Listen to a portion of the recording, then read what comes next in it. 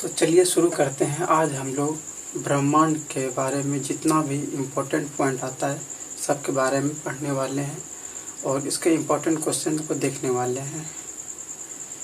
तो देखिए, क्वेश्चन ये पूछा गया है कि ब्रह्मांड का अध्ययन क्या कहलाता है। तो ब्रह्मांड के अध्ययन को हम लोग कॉस्मोलॉजी कहते हैं। ब्रह्मांड का अध्ययन कॉस्मोलॉजी कहलाता है। और ब्रह्मांड के विस्तार की अवधारणा की खोज एडवर्ड हब्बल ने किया था। बिग बैंग थ्योरी, जिसको हम लोग हिंदी में बोलते हैं महाविस्फोटक सिद्धांत, जो कि जॉर्ज लेमन थ्योरी के द्वारा दिया गया है। और उसके बाद आता है विस्फोटी तारा। विस्फोटी तारा हम लोग अभिनव तारा को कहते हैं। अभिनव तारा को हम लोग विस्फोटी तारा कहते हैं और इसी का दूसरा नाम है सुपरनोवा। अभिनव तारा को ही हम लोग सुपरनोवा कहते हैं। और आकाश में सबसे चमकदार जो तारा होता है उसको हम लोग सीरियस या फिर साइरस कहते हैं। लोगों को जो आकाश में सबसे चमकीला तारा दिखाई देता है उसे हम लोग सीरियस या फिर साइरस कहते हैं। एक वर्ष से प्रकाश द्वारा तय की गई दूरी प्रकाश वर्ष कहलाता है। यानी एक वर्ष में प्रकाश द्वारा जो भी तय की गई दूरी है उसको हम लोग प्रकाश वर्ष कहते हैं। खगोलीय दूरी का सबसे बड़ा मात्रक पारसेक होता है। खगोलीय दूरी अगर मापना हो, किसी दूसरे ग्रह की अगर दूरी मापना हो, यहाँ से किसी दूसरे ग्रह या कोई दूसरे पिंड की दूरी मापना हो, उसके लिए हम लोग पारसेक का उपयोग करते हैं, क्योंकि ये जो है खगोलीय दूरी का सबसे बड़ा मात्रक पारसेक होता है। और एक पारसेक बराबर होता है 3.26 प्रकाश वर्ष। 3.26 प्रकाश वर्ष। और प्रकाश वर्ष जो है दूरी का मात्रक है। दूरी का मात्रक क्या हो जाएगा? प्रकाश वर्ष। उसके बाद देखते हैं गैलेक्सी, जिसको हम लोग हिंदी में बोलते हैं आकाशगंगा। गैलेक्सी, इसको हम लोग हिंदी में आकाशगंगा कहते हैं। आकाशगंगा क्या है? तो आकाशगंगा अरबों तारों का समूह है। आकाशगंगा क्या है? अरबों तारों का समूह है। हमारी आकाशगंगा का नाम मिल्की वे है, जिसको हम लोग हिंदी में दुग्ध मेखला भी कहते हैं, या फिर इसका दूसरा नाम है मंदाकिनी। और आकाशगंगा जो है इसका आकार सर्पिलाकार होता है, यानी स्पाइरल होता है। और हम लोगों के आकाशगंगा के जो नज़दीकी आकाशगंगा है, यानी कि हम लोगों से जो दूसरा जो कि नज़दीकी आकाशगंगा है, यानी पहला तो हम लोग मंदाकिनी में रह ही रहे हैं, लेकिन इसके अलावा जो हम लोगों से नज़दीकी आकाशगंगा है उसको हम लोग देवयानी कहते हैं। और सबसे पहले आकाशगंगा को देखने वाले गैलीलियो साहब थे। गैलीलियो एक वैज्ञानिक है। टेलीस्कोप का खोज किया था इन्होंने, गैलीलियो ने। इन्होंने सबसे पहले आकाशगंगा को देखा। अब देखिए, देखने की बात हो तो हम लोग गैलीलियो ही हमेशा मानते हैं आंसर। जैसे कि कोई ग्रह की खोजने की बात हो तो उसको भी गैलीलियो साहब ने खोजे थे। जैसे बृहस्पति ग्रह को कौन खोजे थे? गैलीलियो।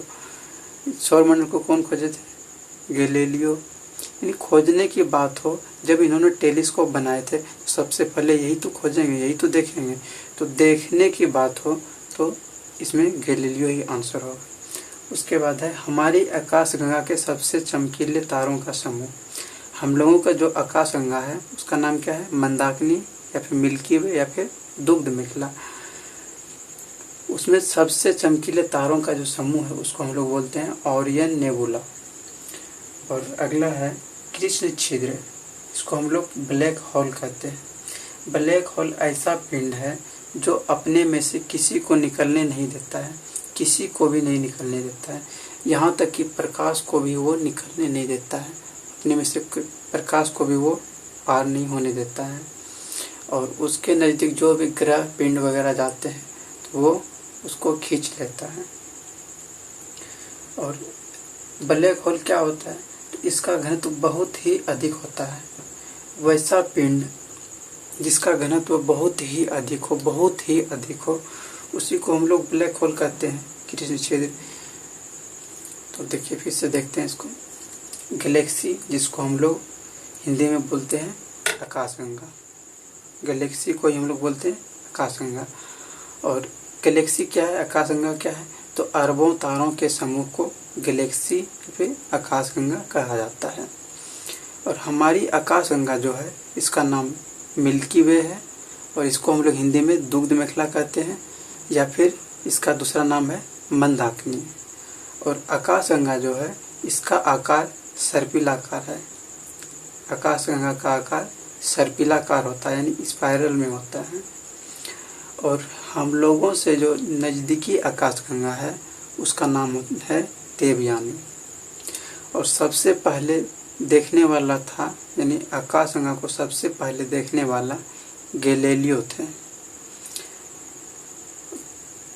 और हमारी आकाशगंगा के सबसे चमकीले तारों का समूह क्या है, तो ओरियन नेबुला। हमारी आकाशगंगा के सबसे चमकीले तारों का समूह ओरियन नेबुला कहलाता है। और अगला है कृष्ण छिद्र या ब्लैक होल। कृष्ण छिद्र या ब्लैक होल तो ऐसा पिंड जो अपने में से किसी को निकलने नहीं देता है, यानी उसका घनत्व तो बहुत ही अधिक होता है, उसको हम लोग कृष्ण छिद्र या फिर ब्लैक होल कहते हैं। जैसे हम लोगों की पृथ्वी है, तो हम लोगों की पृथ्वी का घनत्व उतना अधिक नहीं है, फिर भी हम लोगों को वो आकर्षित किए हुए, तभी तो हम लोग पृथ्वी पर टिके हैं, क्योंकि वो हम लोगों को खींच रहे हैं। कैसे गुरुत्वाकर्षण बल लग रहा है, जिस कारण से वो हम लोग को खींच रहे हैं और हम लोग पृथ्वी पर टिके हुए हैं। उसी तरह कोई भी पिंड हो जिसमें बहुत अधिक घनत्व हो, बहुत ही अधिक घनत्व हो, तो उसमें और भी गुरुत्वाकर्षण बल आ जाएगा, जिस कारण से खींचने की क्षमता और भी अधिक बढ़ जाएगी। तो इतना अधिक बढ़ जाएगी कि अगर जो प्रकाश को भी नहीं आर पार होने दे रहा है, यानी कि उसका घनत्व तो बहुत ही अधिक हो गया है, तो उसको हम लोग कृष्ण छिद्र या फिर ब्लैक होल कहते हैं। चलिए उसके बाद देखते हैं सौर मंडल। तो सौर मंडल का खोज कोपरनिकस ने किया था। सौर मंडल का खोज कोपरनिकस ने किया था। और ग्रहों की गति का नियम जो दिया था ये केपलर ने दिया था। सौर मंडल का खोज कोपरनिकस और ग्रहों की गति का नियम किसने दिया था, केपलर ने दिया था। और अभी सौर मंडल में ग्रहों की संख्या कितनी है, 8 है। पहले 9 हुआ करते थे। एक प्लूटो को ग्रहों की श्रेणी से बाहर निकाल दिया गया है, जिस कारण से अभी हमारे सौर मंडल में ग्रहों की कुल संख्या 8 है। एक बार फिर से देख लेते हैं सौर मंडल। तो सौर मंडल का खोज कोपरनिकस ने किया था। सौर मंडल का खोज कोपरनिकस ने किया था। और ग्रहों की गति का नियम केपलर ने दिया था कि सूर्य बीच में रहते हैं और उसके चारों ओर सारे ग्रह चक्कर लगाते रहते हैं। इस गति का जो नियम दिए थे वो केपलर ने दिए थे। और सौर मंडल में अभी ग्रहों की कुल संख्या 8 है। पहले 9 हुआ करते थे। अब एक प्लूटो को ग्रहों की श्रेणी से बाहर निकाल दिया गया है, उसे बौना ग्रह में रखा हुआ है। तो अब देखते हैं सूर्य। तो सूर्य के सर्वाधिक निकट तारा, देखिए सूर्य जो है ये पृथ्वी के सबसे नज़दीकी तारा है। पहले तो सूर्य क्या है, सूर्य एक तारा है और पृथ्वी के सबसे नज़दीकी तारा है। सूर्य पृथ्वी से सबसे नज़दीकी तारा है। और सूर्य एक गैस का गोला है और इसमें हाइड्रोजन 71%, हीलियम 26% और 26.5 यानी कि 26 मान सकते हैं, और अन्य तत्व जो है वो 2.5% है। और सूर्य के केंद्र पर नाभिक के संलयन की क्रिया होती है, यानी हाइड्रोजन हीलियम में बदलते हैं। इसके प्रकाश को पृथ्वी तक पहुंचने में 8 मिनट 16 सेकंड लगता है। और सबसे बाहरी सतह प्रकाश मंडल और सबसे बाहरी सतह का तापमान 6000 डिग्री सेल्सियस होता है। और सूर्य के बाहरी परत को हम लोग कोरोना कहते हैं। और इसमें नाभिकीय ईंधन हाइड्रोजन है, क्योंकि हाइड्रोजन की मात्रा इसमें सबसे अधिक होती है, क्योंकि 71% है। और ये हीलियम में बदलते रहते हैं, हाइड्रोजन हीलियम में बदलते रहते हैं।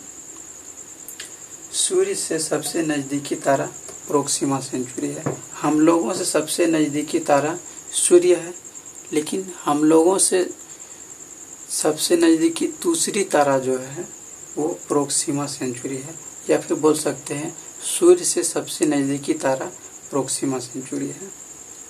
तो एक बार फिर से देख लेते हैं। सूर्य पृथ्वी से सबसे नज़दीकी तारा है, यानी पृथ्वी से सबसे नज़दीकी तारा कौन सा हो जाएगा? सूर्य। और पृथ्वी से दूसरी सबसे नज़दीकी तारा की बात करेंगे तो प्रोक्सिमा सेंचुरी हो जाएगा। और सूर्य जो है एक गैसीय गोला है जिसमें हाइड्रोजन 71%, हीलियम 26.5% और अन्य तत्व जो है वो 2.5% है।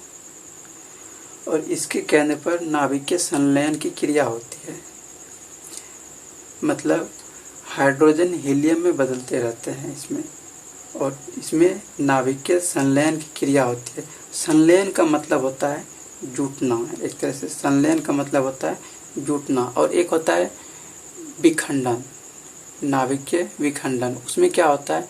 टूटना। जैसे बम की बात करते हैं, बम में क्या होता है? वो फटता है, बिखरता है, यानी कि नाभिकीय विखंडन हो रहा है। लेकिन इसमें जुड़ा हुआ रहता है, यानी इसमें क्या हो रहा है? संलयन हो रहा है। और सूर्य के प्रकाश को पृथ्वी तक पहुंचने में लगभग 8 मिनट 20 सेकंड लगता है। और सबसे बाहरी सतह जो है वो प्रकाश मंडल है, और सबसे बाहरी सतह का तापमान 6000 डिग्री सेल्सियस होता है। और बाहरी परत को हम लोग कोरोना कहते हैं।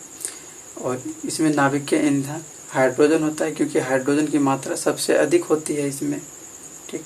और सूर्य से सबसे नज़दीकी तारा जो है वो प्रोक्सिमा सेंचुरी है। लेकिन अगर हम लोगों से सबसे नज़दीकी तारा की बात करेंगे तो सूर्य हो जाएगा, और सूर्य से सबसे नज़दीकी तारा प्रोक्सिमा सेंचुरी हो जाएगा।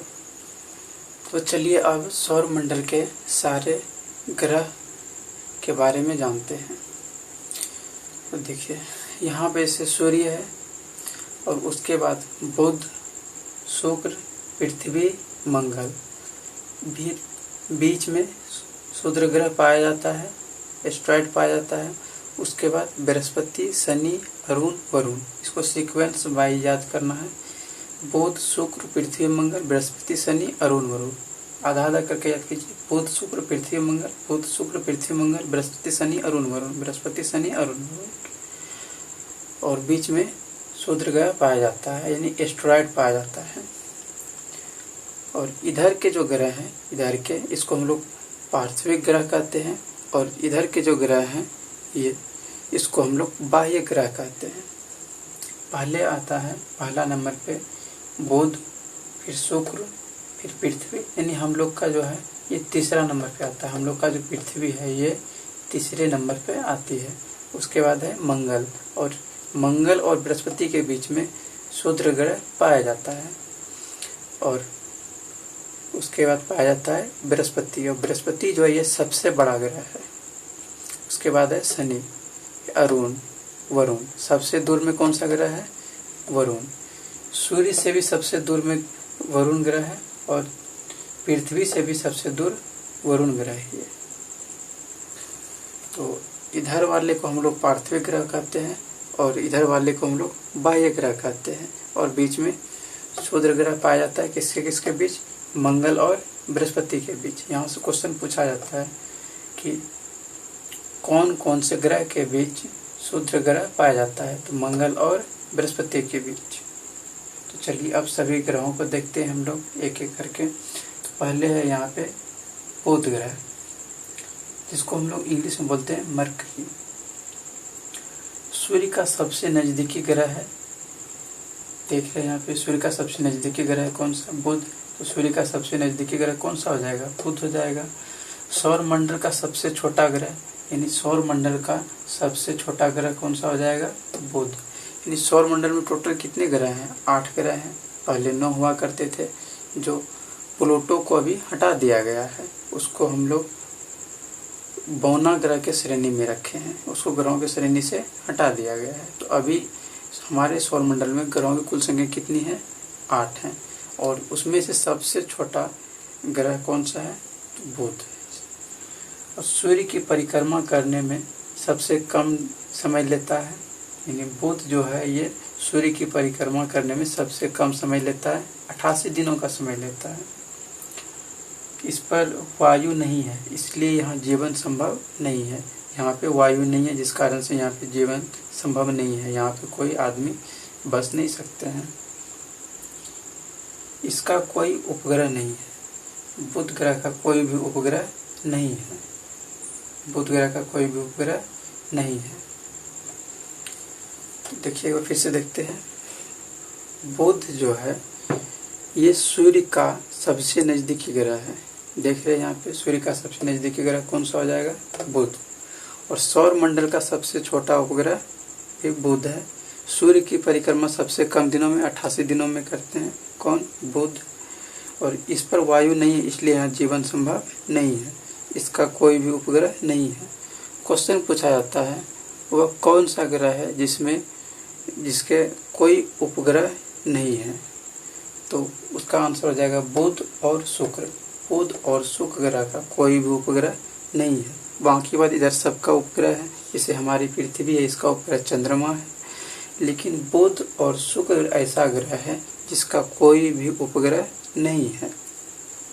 और इसमें बोला जा रहा है कि सूर्य की परिक्रमा सबसे कम 88 दिनों में करता है। तो देखिए, जैसे जैसे दूरी बढ़ते जाएगा तो सूर्य की परिक्रमा करने में इसका समय अधिक बढ़ते जाएगा। जैसे देखिए, बुध यहाँ पे है, बुध ग्रह, इसको घूमने में कम समय लगेगा क्योंकि ये नज़दीक है। और शुक्र ग्रह जो है इसको घूमने में ज़्यादा दूरी तय करना पड़ेगा, इसलिए इसको ज़्यादा समय लगेगा। इसको और भी ज़्यादा समय लगेगा, इसको और भी ज़्यादा समय लगेगा। बृहस्पति ग्रह को और भी ज़्यादा समय लगेगा। यानी कि जितना भी दूरी बढ़ते जाएगा सूर्य से, तो उसको उतना अधिक समय लगेगा उसकी परिक्रमा करने में। तो बुध ग्रह सूर्य से सबसे नज़दीक है, इसलिए बुध ग्रह को सूर्य की परिक्रमा करने में सबसे कम समय लगता है, जो 88 दिन लगता है। और इस पर वायु नहीं है, इसलिए यहाँ पे जीवन संभव नहीं है। और इसका कोई भी उपग्रह नहीं है। किसका नहीं है? बुध और शुक्र, इस दोनों में से किसी का कोई भी उपग्रह नहीं है। तो चलिए अब देखते हैं शुक्र ग्रह को, जिसको हम लोग वीनस कहते हैं। शुक्र, जिसको हम लोग वीनस कहते हैं। तो वीनस सबसे चमकीला तथा गर्म ग्रह है, यानी कि सौर मंडल का सबसे चमकीला तथा गर्म ग्रह कौन है? शुक्र। और पृथ्वी का सबसे निकटतम ग्रह है। शुक्र पृथ्वी का सबसे निकटतम ग्रह है। और गति अन्य ग्रहों के विपरीत परिक्रमा पूर्व से पश्चिम, यानी शुक्र ग्रह जो है ये विपरीत, यानी जितना भी ग्रह है सभी ग्रह से विपरीत परिक्रमा करते हैं, पूर्व से पश्चिम। जितने भी ग्रह हैं सभी पश्चिम से पूर्व घूमते हैं, लेकिन सिर्फ 2 ग्रह हैं, एक शुक्र और एक अरुण। एक शुक्र और एक अरुण, ये दो ऐसे ग्रह हैं जिसका परिक्रमण विपरीत दिशा में होता है, पूर्व से पश्चिम। लेकिन अन्य ग्रह जो है उसका परिक्रमण पश्चिम से पूर्व की ओर होता है। और शुक्र ग्रह को हम लोग भोर का तारा या फिर सांझ का तारा या फिर पृथ्वी की बहन या फिर रोमन देवी या फिर पृथ्वी की जुड़वा ग्रह, सब हम लोग शुक्र ग्रह को ही कहते हैं। तो भोर का तारा, सांझ का तारा शुक्र ग्रह को ही हम लोग बोलते हैं। और शुक्र ग्रह का कोई भी उपग्रह नहीं है। आपको बताए थे कि 2 ग्रह है जिसका कोई भी उपग्रह नहीं है। पहला आता है बुध, दूसरा शुक्र। बुध और शुक्र ग्रह का कोई भी उपग्रह नहीं है। और इसके आकार की बात करते हैं तो आकार इसका पृथ्वी के समान है।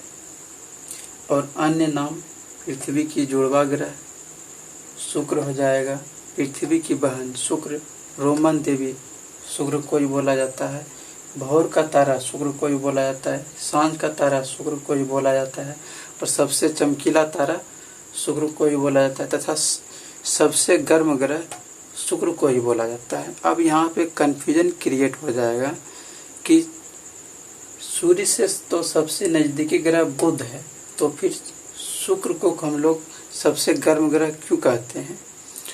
तो इसमें नज़दीकी बात नहीं होती है, इसमें वायुमंडल यहाँ पे पाया जाता है और इस पे वायुमंडल नहीं पाया जाता है, जिस कारण से यहाँ पे गर्मी अधिक नहीं उत्पन्न हो पाती है। लेकिन यहाँ पे वायुमंडल पाया जाता है, जिस कारण से इसके वायुमंडल गर्म हो जाते हैं, इसलिए हम लोग शुक्र ग्रह को सबसे गर्म ग्रह कहते हैं। तो चलिए अब पृथ्वी के बारे में जानते हैं।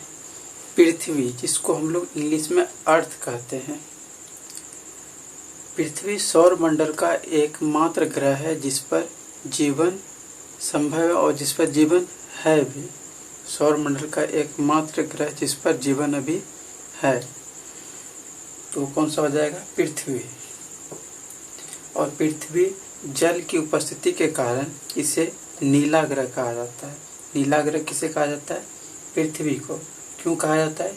जल की उपस्थिति के कारण। और पृथ्वी जो है, इसका एकमात्र उपग्रह चंद्रमा है। आपको बताए थे कि बुध और शुक्र ग्रह ऐसा है जिसके पास कोई भी उपग्रह नहीं है, लेकिन हमारी पृथ्वी है जो कि तीसरे नंबर पे आती है, जिसके पास एक उपग्रह है जिसका नाम है चंद्रमा। और पृथ्वी अपने अक्ष पर 23.5 डिग्री झुकी हुई है और इसकी परिधि 25,000 मील है। अब देखिए, जितना भी इम्पोर्टेंट है उसी को लिए हैं इसमें सिर्फ। तो इसमें बोला जा रहा है कि इसकी परिधि 25,000 मील है और दिन और रात घूर्णन गति के कारण होता है। हम लोग जो देखते हैं कि दिन और रात जो होता है परिवर्तन, ये पृथ्वी के घूर्णन गति के कारण होता है। पृथ्वी अपने अक्ष पे जो घूम रही है, जिस कारण से दिन और रात होती है। लेकिन मौसम में जो चेंजिंग आता है, जो एक साल आता है, जैसे ठंडी आता है, गर्मी आता है, ये जो होता है मौसम में परिवर्तन, ये होता है पृथ्वी के परिक्रमण के कारण। वो सूर्य की जो परिक्रमा करते हैं, जिस कारण से वो मौसम में चेंजिंग आते हैं, जैसे ठंडी, गर्मी, ये सब आते हैं। और अपने अक्ष पे घूमने के कारण, पृथ्वी जो अपने अक्ष पे घूम रही है, जिस कारण से दिन और रात होते हैं। अब आगे है, पृथ्वी के केंद्र तथा सूर्य के केंद्र तक की मध्य दूरी को खगोलीय एकक कहते हैं। यानी कि पृथ्वी का केंद्र और सूर्य का केंद्र, पृथ्वी का केंद्र और सूर्य का केंद्र, इसके बीच के जो मध्य दूरी है, इस दूरी को हम लोग खगोलीय एकक कहते हैं। आगे है सूर्य की दूरी। आप देखते हैं, यानी कि देखिए, सूर्य जो है बीच में रहते हैं और इसके चारों ओर सारे ग्रह चक्कर लगाते रहते हैं। तो ये जो चक्कर लगाते हैं सारे ग्रह, ये एक अंडाकार पथ पे चक्कर लगाते हैं। ये गोल आकार में नहीं लगाते हैं, ये इसका जो आकार होता है ये अंडाकार होता है। इस तरह से चक्कर लगाते हैं, इस तरह से। तो पृथ्वी अंडाकार पथ पर चक्कर लगाती है, यानी कि पृथ्वी जो है सूर्य की परिक्रमा अंडाकार पथ पे करती है, जिस कारण से इसकी दूरी बदलती रहती है। और अधिकतम दूरी को हम लोग अपसौर कहते हैं और न्यूनतम दूरी को हम लोग उपसौर कहते हैं। मतलब सूर्य और पृथ्वी के बीच जब अधिकतम दूरी रहता है तो उसको हम लोग उपसौर कहते हैं, जो कि 4 जुलाई के दिन आते हैं। और न्यूनतम दूरी जो होता है, इसको हम लोग उपसौर कहते हैं और ये 3 जनवरी को आते हैं। अब इसमें कन्फ्यूजन होता है उपसौर और अपसौर में। तो देखिए, अधिकतम दूरी की बात बोला जा रहा है तो हम लोग अपसौर कहेंगे, और न्यूनतम दूरी की बात होगा तो हम लोग उपसौर बोलेंगे। जैसे देखिए, हम लोगों के राष्ट्रपति हैं और उपराष्ट्रपति हैं। राष्ट्रपति का पावर अधिक होता है और उपराष्ट्रपति का पावर कम होता है। तो कम की बात किया जा रहा है तो उप लग रहा है उसमें। उसी तरह यहाँ पे है, अधिकतम दूरी की बात होगा तो अपसौर बोलेंगे, और अगर न्यूनतम दूरी की बात होगा उसको हम लोग उपसौर बोलेंगे। अब डेट में कन्फ्यूजन होता है, तो छोटा कौन सा है 3 जनवरी, उसके बाद आता है 4 जुलाई, तो छोटा वाला हो जाएगा उपसौर यानी 3 जनवरी, और बड़ा वाला हो जाएगा अपसौर मतलब 4 जुलाई। चलिए अब देखते हैं मंगल ग्रह को, जिसको हम लोग मार्स कहते हैं। तो आयरन ऑक्साइड के कारण इसे लाल ग्रह कहा जाता है। मंगल ग्रह को हम लोग लाल ग्रह कहते हैं। क्यों कहते हैं? क्योंकि मंगल ग्रह पे आयरन ऑक्साइड की मात्रा बहुत अधिक पाई जाती है, जिस कारण से मंगल ग्रह हम लोगों को लाल दिखाई देता है। इसीलिए हम लोग मंगल ग्रह को लाल ग्रह कहते हैं। इसके 2 उपग्रह हैं, फोबोस और डीमोस। मंगल ग्रह के 2 उपग्रह हैं, फोबोस और डीमोस, जिसमें से डीमोस सबसे छोटा उपग्रह है। डीमोस सौर मंडल का सबसे छोटा उपग्रह है। और आपको बताए थे बुध और शुक्र का कोई भी उपग्रह नहीं था, और पृथ्वी का मात्र एक उपग्रह था, चंद्रमा। पृथ्वी का एकमात्र उपग्रह कौन है? चंद्रमा। और मंगल का 2 उपग्रह है, कौन कौन सा? पहला फोबोस और दूसरा डीमोस। और इसमें से डीमोस जो है ये सौर मंडल का सबसे छोटा उपग्रह है। और मंगल ग्रह जो है इस पे सौर मंडल का सबसे बड़ा ज्वालामुखी, जिसको हम लोग ओलंपिक मेसी कहते हैं, इसी पर स्थित है। मंगल ग्रह पे, मंगल ग्रह पे ही क्योंकि सौर मंडल का सबसे बड़ा ज्वालामुखी कहलाता है। और सौर मंडल का सबसे ऊंचा पर्वत, जिसको हम लोग निक्स ओलंपिया कहते हैं, ये भी मंगल ग्रह पर भी ही स्थित है। मिक्स ओलंपिया मंगल ग्रह पर स्थित है। और जिसका ऊंचाई की बात करते हैं तो एवरेस्ट से 3 गुना ऊंचाई है इसका। माउंट एवरेस्ट से 3 गुना अधिक ऊंचाई है निक्स ओलंपिया का, जो कि मंगल ग्रह पर स्थित है। तो एक बार फिर से इसको देखते हैं। मंगल ग्रह को हम लोग लाल ग्रह कहते हैं, और इसलिए इसको हम लोग लाल ग्रह कहते हैं क्योंकि इस पे आयरन ऑक्साइड की मात्रा बहुत अधिक मात्रा में पाई जाती है, प्रचुर मात्रा में पाई जाती है, जिस कारण से इसे हम लोग लाल ग्रह कहते हैं। और इसके 2 उपग्रह हैं, पहला फोबोस और दूसरा डीमोस। Phobos Deimos. इसमें से डीमोस जो है ये सौर मंडल का सबसे छोटा उपग्रह है। और सौर मंडल का सबसे बड़ा ज्वालामुखी, जिसको हम लोग ओलंपिक मेसी कहते हैं, ये मंगल ग्रह पर ही स्थित है। और सौर मंडल का सबसे ऊंचा पर्वत, जिसको हम लोग निक्स ओलंपिया कहते हैं, ये भी मंगल ग्रह पे स्थित है, और जिसकी ऊंचाई माउंट एवरेस्ट से लगभग 3 गुना अधिक है। तो चलिए अब बृहस्पति ग्रह के बारे में जानते हैं।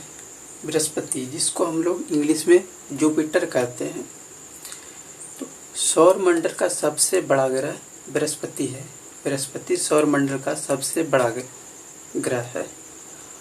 और बृहस्पति ग्रह में गैस और द्रव से मिलकर बने होने के कारण इस पर ठोस भूमि का अभाव है। बृहस्पति ग्रह जो है ये गैस और द्रव से मिलकर बना हुआ है, जिस कारण इस पर ठोस भूमि का अभाव है।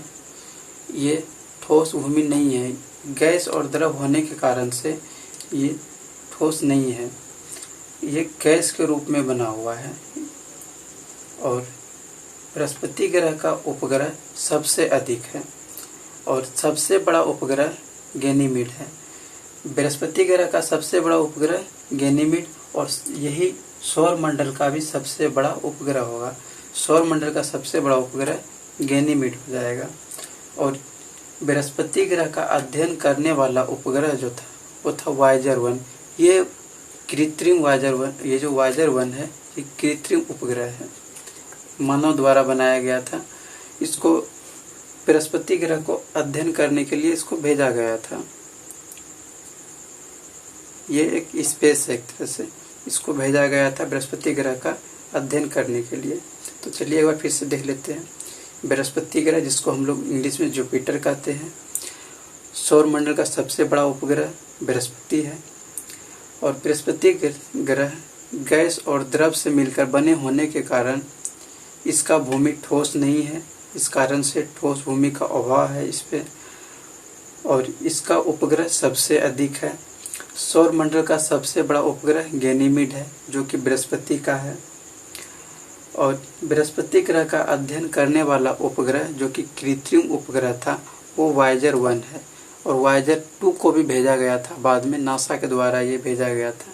पहले वायेजर 1 को भेजा गया, फिर वायेजर 2 को भेजा गया था, जिससे हम लोगों ने सारे ग्रहों के बारे में अध्ययन किए।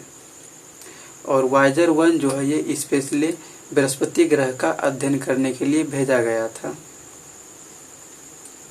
तो चलिए अब हम लोग शनि ग्रह के बारे में जानते हैं। शनि ग्रह, जिसको हम लोग इंग्लिश में सैटर्न कहते हैं, ग्रह जो है यह आकार में दूसरा सबसे बड़ा ग्रह है। सबसे बड़े ग्रह की बात करेंगे तो बृहस्पति हो जाएगा, और दूसरे सबसे बड़े ग्रह की बात करेंगे तो शनि हो जाएगा। इसके वलयों की संख्या 7 होती है, जिसकी खोज गैलीलियो साहब ने किए थे। इसका सबसे बड़ा उपग्रह टाइटन है, जो सौरमंडल का दूसरा सबसे बड़ा उपग्रह है। सबसे बड़ा उपग्रह गैनीमीड हो जाएगा, जो बृहस्पति का है। और सबसे बड़ा ग्रह की बात करेंगे तो बृहस्पति हो जाएगा। और सबसे बड़ा दूसरे ग्रह की बात करेंगे, दूसरे नंबर पे जो आते हैं, वो शनि हो जाएगा। और इसका जो सबसे बड़ा उपग्रह है वो है टाइटन, और ये दूसरे सबसे बड़े उपग्रह हो जाएंगे। इसका घनत्व जल से भी कम होता है। शनि ग्रह का घनत्व जल से भी कम होता है, मतलब इसे अगर पानी पर रख दिया जाए तो पानी पर ये तैरने लगेंगे। चलिए फिर से एक बार देखते हैं। शनि ग्रह, जिसको हम लोग इंग्लिश में सैटर्न कहते हैं, यह आकार में दूसरा सबसे बड़ा ग्रह है। इसके वलयों की संख्या 7 होती है, और इसके वलयों का खोज गैलीलियो ने किए थे। और इसका सबसे बड़ा उपग्रह टाइटन है, जो सौरमंडल का दूसरा सबसे बड़ा उपग्रह है। और सबसे बड़े उपग्रह की बात करेंगे सौरमंडल का, तो वह हो जाएगा गैनीमीड, जो बृहस्पति ग्रह का है। तो शनि ग्रह का सबसे बड़ा उपग्रह टाइटन हो जाएगा, और सौरमंडल का दूसरा सबसे बड़ा उपग्रह टाइटन हो जाएगा। शनि ग्रह का घनत्व बहुत कम होता है, जल से भी कम होता है, जिस कारण से अगर शनि ग्रह को जल पे रख दिया जाए तो वो तैरने लगेंगे। तो चलिए अब अरुण ग्रह के बारे में समझते हैं, जिसको हम लोग इंग्लिश में बोलते हैं यूरेनस। यह सौरमंडल का तीसरा सबसे बड़ा ग्रह है। इसे लेटा हुआ ग्रह कहा जाता है। ये अपने अक्ष पे बहुत अधिक झुकी हुई है, जिस कारण से यह लेटा हुआ प्रतीत होता है, इसीलिए हम लोग इसे लेटा हुआ ग्रह कहते हैं। तो अरुण ग्रह को हम लोग लेटा हुआ ग्रह कहते हैं। और अरुण ग्रह का खोज विलियम हर्शेल ने किए थे। और इसकी जो परिक्रमण है, ये परिक्रमण की दिशा पूर्व से पश्चिम होती है, जो अन्य ग्रह के विपरीत होते हैं।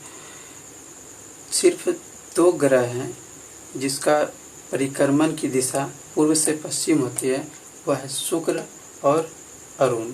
शुक्र और अरुण, बाकी बात जितने भी ग्रह हैं सबके परिक्रमण की दिशा पश्चिम से पूर्व की ओर होती है।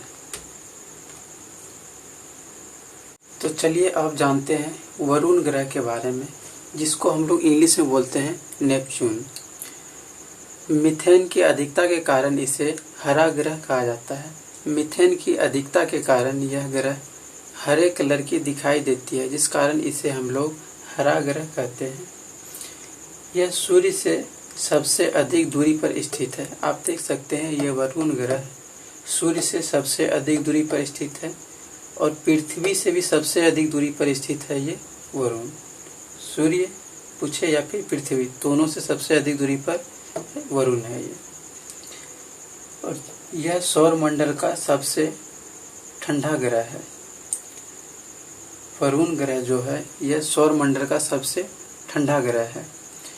तो चलिए आप देखते हैं सूर्य ग्रहण कब लगता है और चंद्र ग्रहण कब लगता है। तो सूर्य ग्रहण की बात करते हैं तो इसमें सूर्य और पृथ्वी के बीच चंद्रमा आ जाती है। जब सूर्य और पृथ्वी के बीच चंद्रमा आ जाती है तो सूर्य ग्रहण लगते हैं, तथा चंद्र ग्रहण में सूर्य और चंद्रमा के बीच पृथ्वी आ जाती है।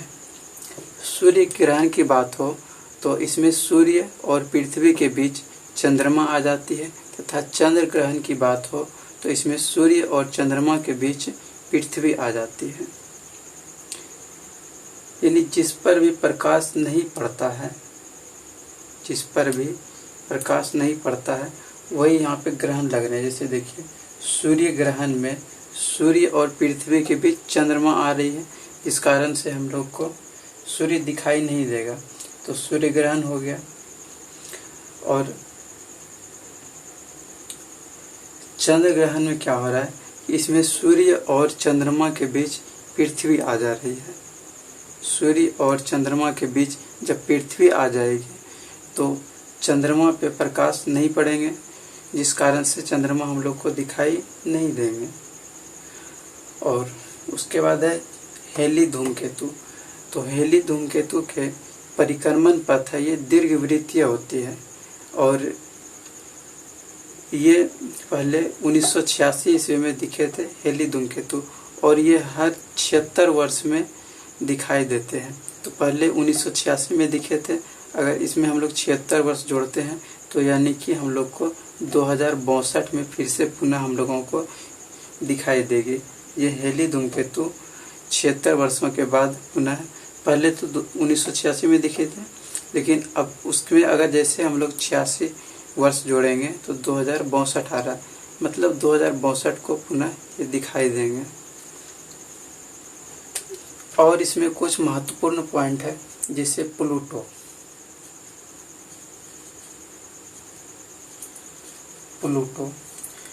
प्लूटो जो है अभी ये बौना ग्रह है, बौना ग्रह में इसको रखा गया है।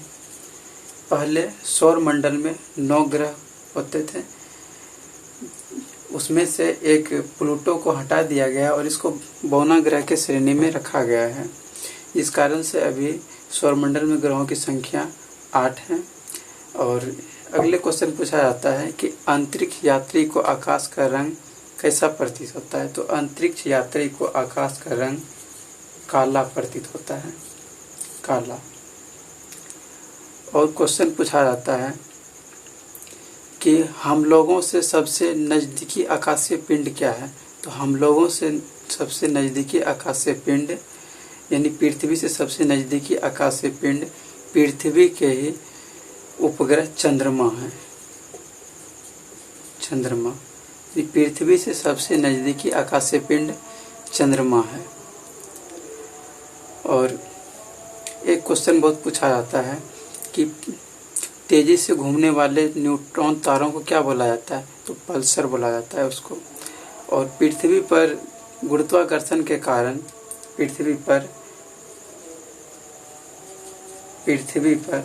गुरुत्वाकर्षण के कारण इस पर ज्वार भाटा उत्पन्न होता है। पृथ्वी पर गुरुत्वाकर्षण के कारण ही पृथ्वी पर ज्वार भाटा आता है।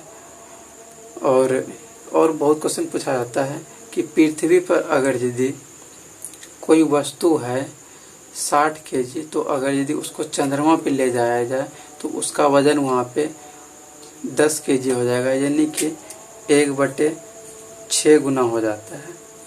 1/6 गुना, यानी कि वजन वहाँ पे कमी हो जाती है 1/6 गुना।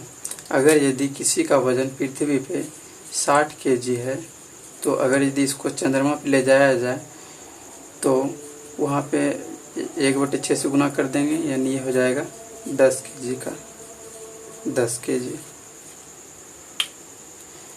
मतलब किसी भी वस्तु का वजन चंद्रमा पर 1/6 गुना हो जाती है।